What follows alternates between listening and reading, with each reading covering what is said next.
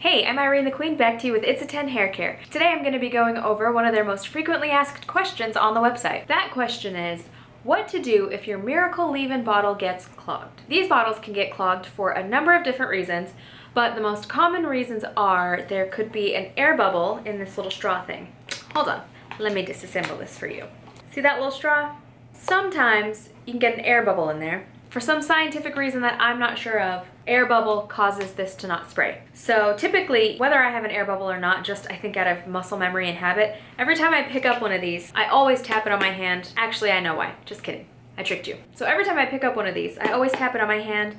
You can also tap it on a counter. That will also shake the air bubble loose. But the reason I always tap it is, with my job, I am on the road a lot. Like every other week, on the road. So this goes in my bag and it gets thrown around everywhere. And a lot of times what happens when this gets tossed and turned and, just, I don't know, I traveled roughly, I guess, is the straw can get detached from the sprayer. And they detach like this. It's one of those things you're not gonna know unless you open it up. And sometimes, honestly, it'll look like it's attached, but it's like barely in there. So the best thing you can do, if it's completely detached, you can reinsert it.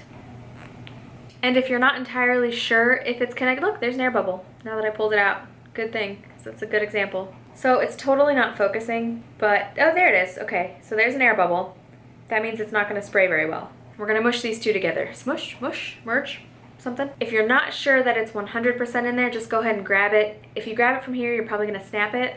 Not snap it, but like you bend a straw and it doesn't work as efficiently.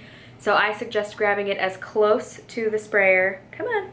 As close to the sprayer as possible, and then kind of using your palm to push and this to keep it from snapping, and push. Just to make sure it's in there all the way.